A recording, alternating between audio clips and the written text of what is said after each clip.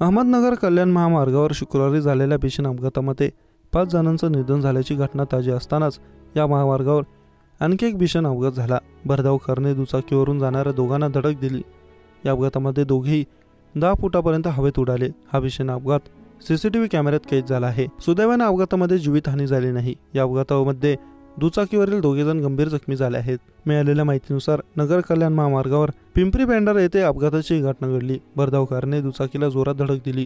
रस्ता ओलांडत असताना पाठीमागून आलेल्या भरधाव कारने दुचाकीला धडक दिली। कारच्या धडकेनंतर दुचाकीवरील दोघेही फुटबॉलप्रमाणे हवेत 10 फुटापर्यंत उंच उडाले। दुचाकीवरून जाणारे पती पत्नी अक्षरशः दूरपर्यंत फेकले गेले।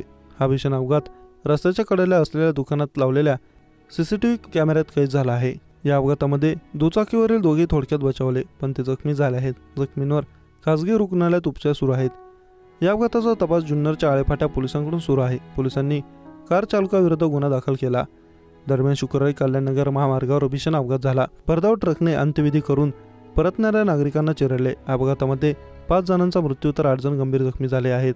पुणे जिल्ह्यातल्या जुन्नर तालुक्यातील बेल्ले गुळुंचवाडी येथे हा अपघात झाला। जखमींवर सध्या उपचार सुरू असून त्यांची प्रकृती गंभीर आहे।